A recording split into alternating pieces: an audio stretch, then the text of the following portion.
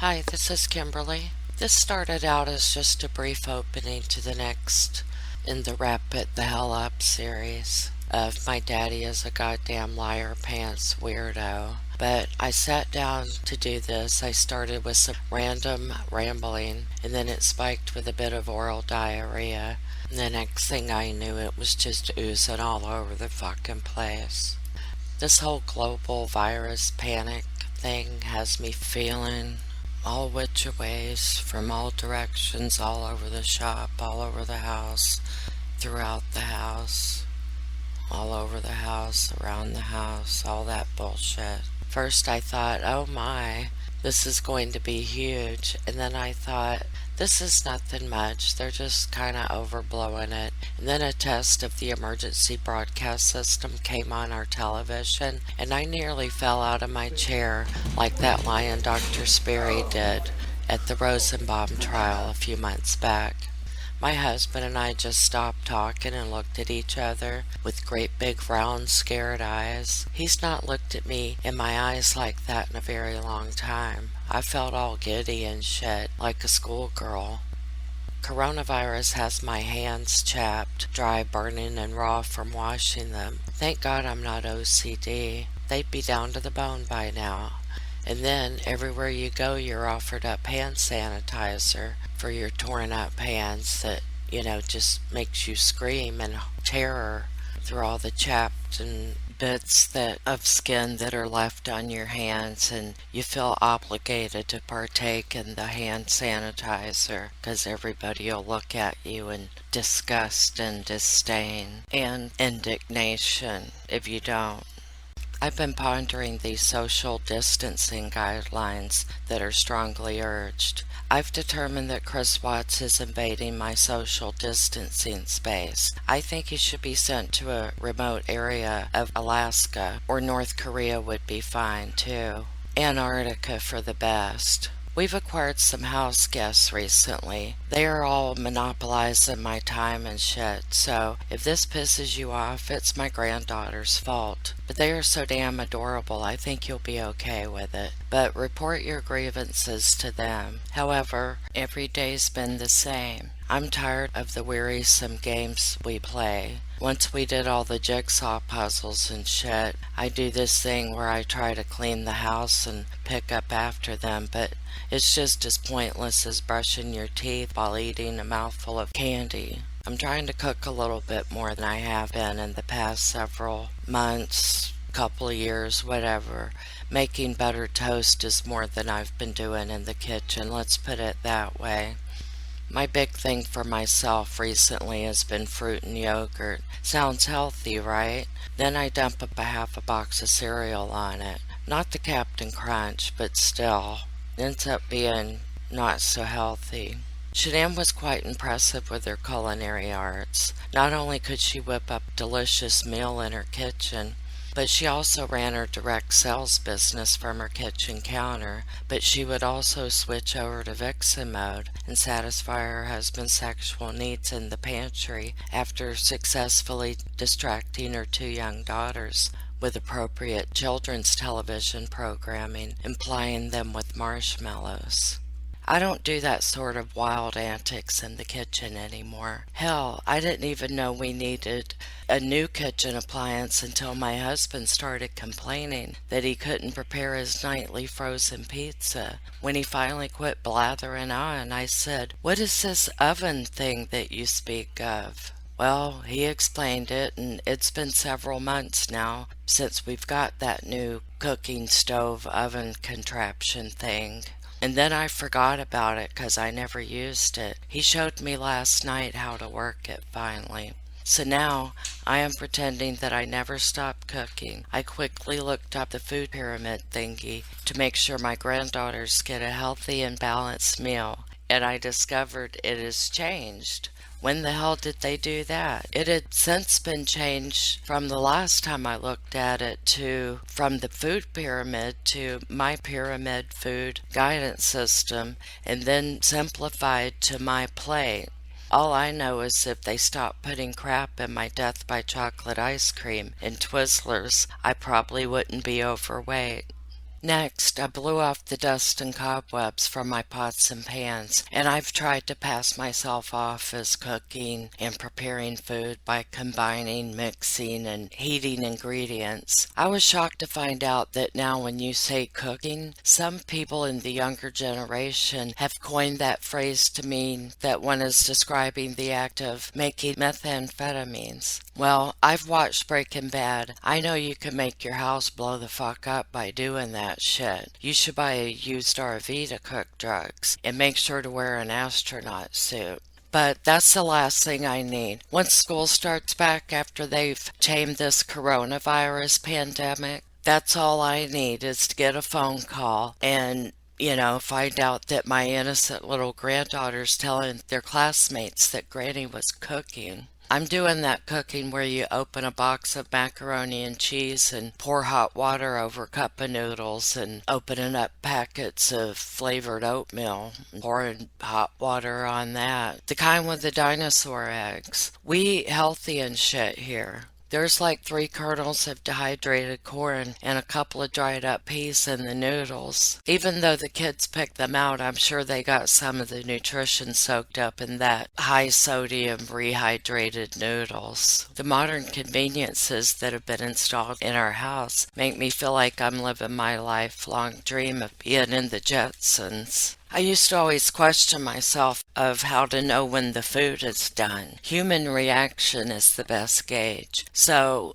if someone coughs up a hunk of chicken and complains of it being dry, then I know to take an hour or 2 off the cooking time next go around. I like to make sure that meat and stuff is cooked to safe temperatures. We have this thing installed on the wall high, almost to the ceiling. It makes a loud piercing sound so that you can even hear it if, say, I decide to go and take one of my Epsom salt baths. Because I've been standing on my feet for an extended period of time, opening boxes and packets of food. And, well, if I didn't see it with my own eyes, I wouldn't have believed it. But you can buy stuff now in boxes, and you just lob and glug water on it or milk and add a stick or 2 of butter, and it turns into a fine imitation of food. But back to this modern day convenience that we have. I can go and get in the bathtub or take a spur of the moment nap, and when I come out to see what all the ruckus is, the food is sitting on top of the stove, the windows are open, and my husband is turning off this contemporary amenity thing that is high on the wall by just waving a dish towel in front of it. It's hands-free. But that's how everyone in the house knows dinner is ready. That loud piercing sound, and everybody comes running to eat. It's a modern day dinner bell. But damn it, every night when we sit down to eat, the neighbors drop by uninvited wanting to know if everything's okay over here. I appreciate the concern with this coronavirus going on. They always decline my spur-of-the-moment invitation to have a bite to eat with us, even though they keep showing up at dinner time. I know what they're up to. So just as soon as my husband gets done cleaning the oven and scouring the top of the stove, I think I'll throw together one of my no two are alike casseroles. I'm no fool. I know what they're getting at. Showing up every night right at dinner time when our alarm goes off to let us know it's done. My parents didn't raise no damn fool. On top of being a self-trained gumshoe, I'm quite handy in the kitchen too. So yeah, I'm gonna make them some casseroles or something. But I'm not up to doing those antics that Shanann was doing to keep her man satisfied inside the kitchen pantry of ill repute. Well, he was satisfied until Nikki came along and said, "Hey man, look, check this out." But I've been yanking my chain long enough. Let me get to the wrapping the hell up of this shit that many seem to be entertained with, my gift of gab. DOM, talking shit, and of course DOM is diarrhea of the mouth. The kids are not allowed to go back to school until April 1st due to our nationwide crisis, but I think it's weird that they're going back on April Fool's Day. Where the hell does all the time go? Weren't we just having Christmas? Who are we kidding? It's been moving at a snail's pace the last couple of weeks ever since this pandemic shit started. Being home with my granddaughters day and night, night and day, it doesn't affect me at all. But now, let me go. I need to go wee-wee on the potty so I can go night-night after I make some yum-yums for Din. We are so hungies.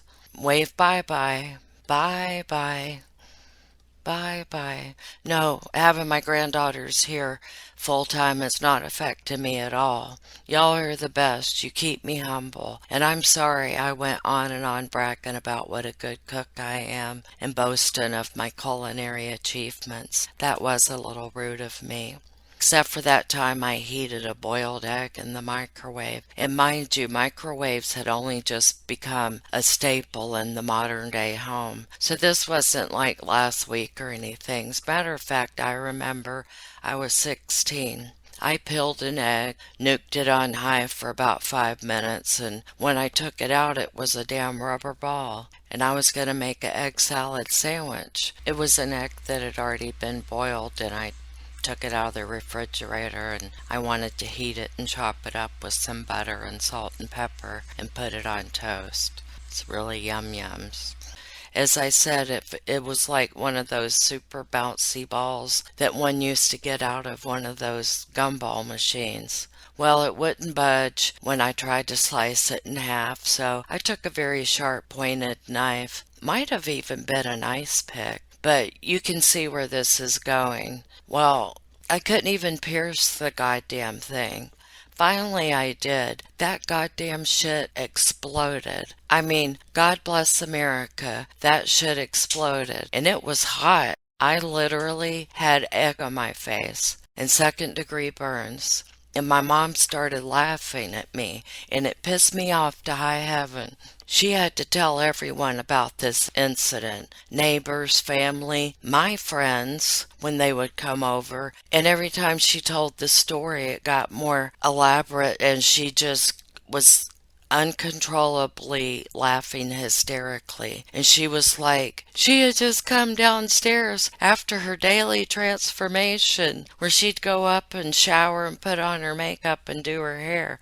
Well, I was getting ready to go to work and I had to always look immaculate. I don't give a shit now. I'm all about comfortable, but I worked at McDonald's and instead of going to work, I should have gone to the damn ER, but no. I picked the bits and pieces of egg out of my hair, and back in the day, I used to have beautiful Farrah Fawcett hair. I even used her shampoo, and then hot rollers, and layers of mascara.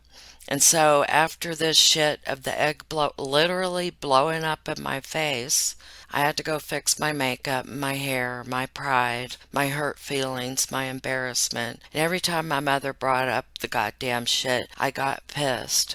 And I'd run to my room and start crying and dramatically throw myself across the bed. Well, for fuck's sake. I mean, Lance sakes alive. I need to just shut the fuck up and make this video. Nice going, y'all. A couple of people, they said they like it when I ramble and hearing about my dysfunctional childhood and shit and how I fucked up my own children because why do we do that thing? We fall in love so young and have kids so young. I met my husband when I was 17, 2 weeks before I graduated from high school. He was 21. So yeah, it was a May-December thing. But I got married at 19 and I had my son 2 weeks before I turned 21. So yeah, it was one of those things that it was supposed to be a one night stand, but it got out of control and we're still married. But please follow the nationally implemented social distancing guidelines. You know, if it weren't for President Trump and Vice President Pence implementing this, I might be afraid that my husband was avoiding me. I found him sitting alone in the garage and then in a little storage room we have. He said absolutely not when I said if I didn't know he was following the World Health Organization's recommendations, that I would think he was hiding from me. We both had a good laugh over that one. So then we had an air hug because we were observing that 6 feet apart rule. the social distancing. In fact, we discussed it and decided to be on the safe side that we would double it to 12 feet minimum. And then I watched TV upstairs in the bedroom, and he went to a room in our house, affectionately known as Manland. No girls are allowed in there. Isn't that cute? LOL. He said it's the clubhouse he never got to have as a young boy. So he said he will see me in a few weeks and that I should just cook for us girls and he can order pizza and get it delivered through the garage, and he'll just drink a bunch of Corona beers to build up his immunity to that coronavirus. Damn, I just love that man. I'm just a loving person in general, and I let people do their own thing. Well, I gotta go and show my love. Nothing says loving like something from the oven. I firmly told my family that I was not gonna let life's little hassles get in the way of me cooking. The first night I cooked, I had the garbage disposal back up on me, and I had that silly little mistake of confusing salt and sugar twice. Did you know it totally changes the texture of a food? Thank goodness the dentist was able to stay open late to fit us all in together as a family. My husband and granddaughters were all being all animated and shit when retelling the story. They have a sense of humor like me. Their sarcasm is so good that it actually came off as sounding mad, and my poor granddaughters were crying. They must have been overtired from having so much fun at our house. On the ride home, my husband asked if he could just throw out a small suggestion, and I said, of course. He said he had been watching the news and that the White House Coronavirus Task Force spoke directly to him. And he said, in addition to social distancing, that the president, the CDC, and the World Health Organization, all of them said we should cancel events. Events, I asked? What events? And he said that on a grassroots level, folks are urged to stop cooking. And the CDC said people should use drive-thrus, pickup or delivery options instead of cooking. And therefore we can cancel an event, cooking. I didn't know cooking dinner was an event until my husband heard it on the news. It really is an event at our house. And I don't want to do anything to put our country in harm's way. So I will do my part. When you get home with your food, you're supposed to take it out of the containers, throw those out, and then wash your hands thoroughly before eating your food that's now cold. So I got it. Are we saying we can get the coronavirus from touching food containers that we got from the drive-through window that you just told us to go pick up? And it doesn't matter. I remember why I don't like cooking anymore. It makes me all tired and grumpy. Well, that's code word for it always bringing on the diarrhea dash about 20 minutes after eating. That's the classic run to the toilet, when you try to hold it in, but then the diarrhea of the mouth starts to come out and you feel the need to tell everyone about it, and the look on your face tells everyone that you're going in a big hurry, and they can tell by the panicked look on your beet red face. And then you start screaming, oh coconut, holy guacamole, peas and rice, shiitake mushrooms, oh frack, crappity, cheese and crackers, corn nuts, shut the front door, poo on a stick, bye-bye chicken pie. And oh God, I'm sorry for this rambling mess. As usual, please forgive me. And please stay tuned for the original point of this fucking video, which was to do the wrapping the hell up of the My Daddy is a Big Fat Fucking Zero. Much love and peace, guys. Thanks for listening.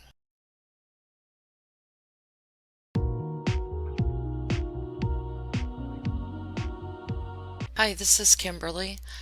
Yeah, well, I've had an awesome day. Just like to tell you guys a little bit of, and then I told on myself because I always tell on myself, and then it was like, well, and then I followed it up with 2 Jethro-sized bowls of Captain Crunch cereal and 2 handfuls of Twizzlers. So then the hollering started. Shit, and he's like, you got a lot of knots back there. And I'm like, he said, does that hurt? And I was like, yeah. And he goes, yeah, I could tell by the way you were about jumping off the table. And I'm like, what the fuck are you poking me in the back for then? They'll call me next week to continue chewing me out just as soon as they get my blood results back and, see my triglycerides. was oblivious and ignorantly blissful. I don't think she really thought he was a hero. I hope the hell not, 'cause he sure as hell shattered that damn dream. And I don't need to do that here, 'cause we all know the rest of the song, and it no longer applies to his sorry ass mentally check out and become a lying, cheating, fucking asshole. He had to have a dirty, nasty, wild fling with Nikki, and he was too fucking dumb to realize this shit was only a physical attraction and was never going to work. Well, was it worth it? I hope you're satisfied, you dumb fuck half-wit. It's a busy month for the Watts family. CW was trying to start an affair while Shanann ran around like a chicken with her head cut off, getting ready for the lifestyle getaway that she and Asshat were going on. She also did grocery shopping for his stupid ass, meal prepping and stuff for fuckface's time alone. After all, he was going to be quite busy carrying on a lewd affair and ignoring Dieter, while Lobhead and Shanann went to California. He was acting like a dickhead because he had already gotten himself all hot and bothered with Nikki. He could see his vixen. Farthead couldn't load them on the plane fast enough. He was like, yeah, see you in 5 weeks. All you Nimrod, and to maybe take up again that incessant praying and begging for forgiveness. Just go lock your ass in the bathroom. But he took that shit literally. Why? Because he's a goddamn dumbass. 𝒔𝒑𝒏𝒔𝒕 claimed to be taking cover from a tornado. I wish some Wizard of Oz bullshit would have happened, and that he would still to this day be stranded in the land of Oz, or on the island of misfit toys, or at least that island that Tom Hanks got stuck on in that movie Castaway, with no sunblock and lots of insect bites. Now imagining all sorts of fun scenarios for this dickweed, with him being stupid, not very clever, and a few peas short of a casserole. This is a fun exercise. Try it next time you are forced to do a mind-numbing activity, such as going to work. But back to the story. A tornado fell to sweep away ass clown. Fuckface replied to the text, I wish Nikki had been snooping around on Facebook when Shanann posted that picture and didn't even care about the consequences of her actions. In other words, she most likely didn't give a shit. Shanann dragged CW, kicking and screaming like a big fat baby, to San Diego. Everyone except CW had a great time in Nimrod with, well, his usual expressionless fuckface. The games began. Quote. They had even had sex in the kitchen pantry while the children were watching TV in the family room. Well, yeah, he was getting all worked up and hot and bothered because he was fantasizing about Nikki. Ew, gross. What a dumbass. He disgusts me. He is sickening, revolting, grotesque, horrendous, offensive, appalling, outrageous, objectionable, horrid, ghastly, god-awful. So, the cheating, lying, stupid, irritating, and contemptible couple, henceforth known as 𝒅𝒐𝒏, started having wild, unbridled, and uninhibited sexual relations. Again, gross. Please, hold on while I go and get an Alka-Seltzer. I just threw up in my mouth a little bit. So fuck them. Fuck them both. So see, I'm not the only one that noticed Dieter was being neglected. I want to slap him with the palm of my hand or with a nearby flat object across the face, repeatedly. Nothing about this fucked up relationship makes sense. Inspirational and electric woman that takes my breath away every time I see you, end quote. I've got some electricity for him if he likes it so much. It's called the chair. It's a nice piece of furniture that is kept at some of the prisons. Perhaps CW can ask about seeing it and giving it a whirl. CW woke up to a very pissed off Shanann. Somehow he went from bed to floor to outside on his phone in a matter of just a few heart-pounding seconds. Dumbfuck was acting suspicious. I mean, he's always been a pea-brained dumbass and has done things that are unfavorable and seen by others as stupid. But this was extra special. Now, there is both good special and bad special. And which special do we think this situation fell under? That's right. Fucking bad special. Were they? Chris and Shanann had been having phone sex? Oh my. Poor Shanann. Once again, she was apparently on the receiving end of Cricky's world of make-believe, of pretending or imagining that things are better than they really are. And Shanann was getting more and more pissed off with each call where he did not pick up his phone. Well, he flipped the fuck out and ran outside to take her call so he could listen to Shanann chew him out in private and without his girlfriend making noises in the background and giving him away. Nikki was sitting inside in her own state of pissed offedness with steam coming out of her ears. He didn't have time to fight. He probably told Shanann, "Oh, I have to poop, I'll call you right back." And now he had someone else angry with him. Oh, brother. Well, dumbass, that's why you don't stress yourself out by having a girlfriend you can't tell your wife about. Quote, right before hightailing it over there to his house, Nikki was feeling a destructive emotion called jealousy. She felt inadequate and pathetic, forlorn and forsaken, so she barged in. Did she at least text him so he could turn off the Ring doorbell stuff? And all that is my perception, not Miss Lena's. Shanann was not having too good of a time. Oh, Wham, shut the fuck up, you big baby. Well, yeah, she would frown upon the type of fun you were engaging in. And of course, he was texting Nikki the whole damn time they were at the fireworks show. What a jackass, ass-face, piece of shit, fucktard, bummy head, useless piece of shit, fucking idiot, donkledink, bitch-ass, hoe-ass, punk-ass, goat-fucking-ass, bitch, degenerate, doofus, horse's ass, buffoon, ludicrous, ridiculous, earthworm, dirtbag, fathead gorilla, finky bibber, bitch face, jag, blubbergut, low-down fugly, objectionable, cheating creep, offensive, unpleasant, disagreeable, dreadful, repulsive, repugnant, revolting, abhorrent, loathsome, detestable, reprehensible, deplorable, appalling, insufferable, are you fucking kidding me? Intolerable, despicable, stupid son of a bitch, go straight to hell in a handbasket. What an asshat. And then, much to my utter disappointment, Miss Lena had referenced Cheryl and Cadle Letters from Christopher book, that dumbass excuse Nikki made to go over to Fuckface's house. I've had some viewers that have been offended on behalf of Miss Lena, the author of this book. They think I've been mean or unfair. A few videos back, in a joking and sarcastic manner, I kinda called Miss Lena a bitch. And again, some people are mistaking my sarcasm for being serious, to expose and criticize people's stupidity or vices. And haven't I asked you to leave if you don't get it? Dear me, fiddlesticks. Shanann was both frustrated and confused by her bonehead husband's behavior. That Chris and shit was only trying to keep Shanann off of his back. Speak to her husband was intrusive and annoying to Pinhead. He was trying to carry on an underhanded and naughty affair with a promiscuous co-worker. After lunch is when the clusterfuck train wreck unfortunate incident that was later coined as Nutgate happened. Now remember, why is this not a shit show?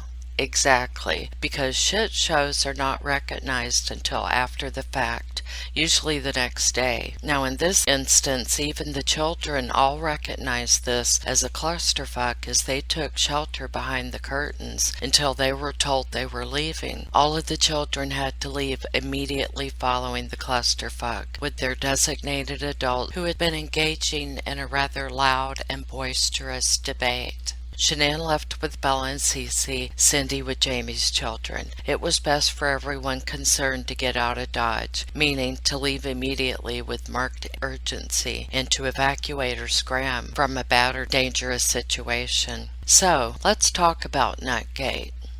Some people, including Cindy Watts, thought, oh, she just ran off with the kids to punish Chris. Bullshit. Y'all were so damn rough on her. Anaphylaxis reaction. And this antagonizing old broad risked her young grandchild's life to demonstrate her lowbrow theory and trying to prove an invalid, uninformed point. Bye, Felicia. Go piss the hell off. I hope she shits the bed tonight. She could have killed Celeste. Well, her fucking son did. Is she proud of him? Are you satisfied, Cindy? So we will never know for sure, but Shanann flipped the fuck out and became enraged over the state of affairs going on at her in-laws' house. When provoked, An angry person can, quote, lash out verbally. Anger is a powerful emotion, and the shit you say, even if it is out of the fear that someone will get hurt or die, can and will have destructive results for you and those closest to you. But sometimes you just don't give a fuck. I mean, sometimes you frankly and simply do not care in the least bit. But this prevailing situation escalated faster than a Twinkie at a Weight Watchers meeting. There was no time to be all composed and reasonable and shit. She was mad like Samuel L. Jackson mad. Remember when he said, quote, "Enough is enough. I've had it with the motherfucking snakes on this motherfucking plane." End quote. She could have changed it to fit her own scenario and said, "Enough is enough. I've had it with the motherfucking nuts in this motherfucking house. Everybody strap in. I'm about to open a can of whoop ass." You can use this versatile quote to fit your own needs. I'll include a link to this movie scene in the description. But Shanann was cross. She lost it.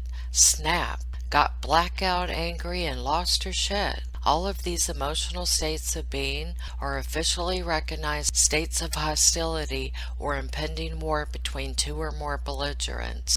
Or we can do your fly by the seat of our pants approach. If I die, then yes, I really was allergic. Fuck out of here, bitch. Excuse me, I failed to control my impulses and started running my mouth again. This is where we were. Shanann expressed a differing viewpoint and implied that her mother-in-law was mentally deranged, but it came out of her mouth in a wild and aggressive way. What Shanann was struggling to make clear to her dim-witted mother-in-law, but she couldn't get her to listen and comprehend, so Shanann erupted and lost control, triggered by this unseemly event. In other words, she lost her shit. To say Shanann was in a blind rage was an understatement. Shanann called her father Frank to pick them the fuck up. In a hurry, get your ass in gear and head over here right the hell now type of situation. When one is told to hurry the fuck up, that means to start moving your ass instead of sitting on it. Miss Lena says it in a polite way for those that are tired of me cussing, with the purpose of drawing attention to myself and to be different. In the sensitive to others translation, Miss Lena says immediately, end quote. Shanann was fed the fuck up and was tired of their shit. She had tried several times to make amends over the years, but as far as she was concerned, they could fuck the hell off. Those are my words and not Miss Lena's. For those that don't cuss, telling someone to fuck the hell off is an offensive and vulgar way to tell someone to go away and that it is your wish to no longer see or talk to them. Even after leaving, Shanann was still extremely angry at her mother. She was full of fury, violent passion, and rage. Oh hell, she was pissed the fuck off. Shanann felt that the acceptable solution to her problems, due to anyone and everyone being so bloody annoying, was to take to social media. It is advisable not to mess with someone that is in a high level of pissed offedness, such as the way Shanann was. Miss Lena left off the part where she said something to the effect of "F you" directed towards Cindy on Facebook. She called Chris time and again to tell him how irate she was. She wanted him to call his parents and tell them off. Telling off someone is when you bitch at and cuss out someone for something stupid as fuck that they did. It doesn't even have to be something they did. It can be something their spouse, child, employee, parent, etc. did. Set this right. Well, he failed, but what he did do was call his parents and tell them he was through with Shanann. What a wuss, scaredy cat, whiny crybaby. He told his parents that he had seen the light. I wish you had seen the light, you lobhead. The light at the end of the tunnel when people are crossing over. Only that it was you and you alone, and that your wife and children were still here, creating their happy, blissful, and triumphant life without your sorry ass. Oh my god, he's such a fucktard. She said he just wanted to work out and run. Fuckface said, running helps clear my head. It's a way to free it all. Is that what you called it? What you and Nikki were doing? Cricky? Running? I think you were running on empty, you stupid ass monkey. Then Miss Lena goes into Copycat Cato's version of shit. That same lame story she told of Dieter showing Nikki around the house. Chris ignored all of Shanann's calls. How does she know this? I'm not digging into Discovery again. I'll assume it was from 𝒂𝒂𝒂𝒂, which of course is Copycat Cato Clusterfuck Conundrum. Different angles of the story. Unlike 𝒂𝒏-𒔉𝒏, who just did a big fat copy paste of Discovery and other sources, I'm pretty sure that's what Asshat said to Shanann in a text. He just doesn't know how to deal. Fuck that. You were just like them. When I had more balls to stand up for you. Why, Miss Lena, why didn't you dive into this? Wow. I wonder what all of that means. Apparently he had confided some stuff when he talks about his childhood was happy, happy, happy. Bullshit. Worst summer ever. Poor Shanann, she was talking to Halfwit as though he was a mature adult. It turned on CW that Nicky seemed to be showing an interest in activities that he loved. He was used to doing whatever he believed Shanann wanted. Well, did you speak up to Shanann, you clod? Shanann was noticing the walls that her dumbass husband was putting up, but he continued to insist that everything was just fine and happy as usual. Places to take Nikki on dates and stupid shit like Spanish dancing near me. Can you imagine Cricky doing the flamenco or salsa dancing? Oh brother, what in God's name did these two oddballs talk about? Chris started telling Nikki he was going to leave Shanann. Nikki, hopeful about this prospect, searched, "Man I'm having an affair with says he will leave his wife," end quote. Wait a minute, didn't she tell law enforcement that he said he was at the tail end stages of getting a divorce? I hate them. Shanann was getting pissed as hell at not being able to contact her dumb fuck husband. He was brazenly ignoring her calls and texts, and she was fed the hell up. He always had a lame excuse. One time his real reason was because he was searching for Victoria's Secret, but he claimed the tire light came on and he was investigating that. Now, a valid excuse would be because he was giving Dieter a bath, because he had been laying in his own excrement while he was ignoring that poor little Dotson while spending all of his time away at work or with Nikki. Fuckface asshat. Again, I hate him. Shanann started going off on CW. "I'm sorry, I love you," Chris replied, continuing to tell Shanann what he believed she wanted to hear. "Can we just call him what he is? How about a mendacious bastard, hypocritical bullshitting, double-dealing dickhead, moronic dipshit jackass, punk bitch motherfucker jerk-off, sleazeball tool, shamil, jagoff, dork, dickosaurus, asshead, nitwit bozo shitbag, dickhead dipstick, wooden damn tarnation, lame, brain-dead, douchebag fartface, pathetic dumb fuck half-wit, pitiful booger face, meanie head, uncultured, know-nothing, whore, doofus, shitlord, numbnuts, douche kebab, sleazebag, jigweed, to hell with you, bite me, go fly a kite and jump in a lake, you fucktard." What she was picking up on was correct, because Chris really could not care less about Shanann, the girls, or anything about his life before Nikki at this point, end quote.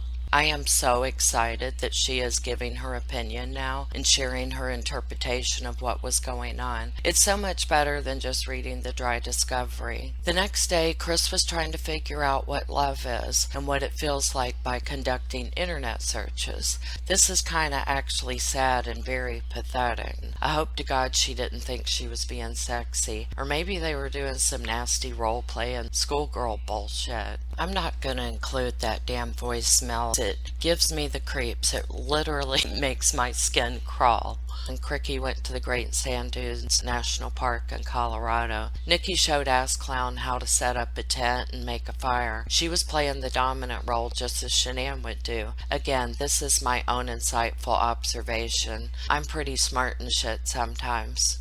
Fuckface continued to act like a loving husband to Shanann. Y'all hanging around Miss Lena in this book, I think I can soon add family counselor to my titles of cyber gumshoe and private investigator. Quote from Asshat, "I'm sorry you had a hard weekend, boo." "Sorry, I'm out of it tonight," Chris replied, being duplicitous as ever. I had to look up duplicitous. It means deceitful, treacherous, disliplish behavior. Yep, she pegged it alright. Good job, Miss Lena. I'm loving this chapter. I mispronounce it. It's duplicitous. I love adding new words to my vocabulary. He wrote Nikki another card trying to express that new emotion of love that he had just found out about. And fuckface, just because you claim she took your breath away doesn't mean you have to take the breath away of your wife and kids. You let them go. Tell them that you have discovered you are a dumb fuck and to just trust you on this revelation, and that you feel mentally ill and have become addicted to a nasty, dirty girl, and that Shanann should take the girls and run like the goddamn wind. Love you. Ugh, he makes me sick. I hate him more and more with each passing chapter. I wonder if he will ever grow up. Hey, there's a thought. He could use the excuse that inside he is still an immature little boy. Then the judge could sentence him to going back to live with his mommy, and then he should be sentenced to letting her have complete control of him again, and he will be stuck in perpetual adolescence. Others, feel free to state in the comments what other ways his form of punishment should take. Then we will present it to the proper authorities. If nothing else, it'll help us get our frustrations out.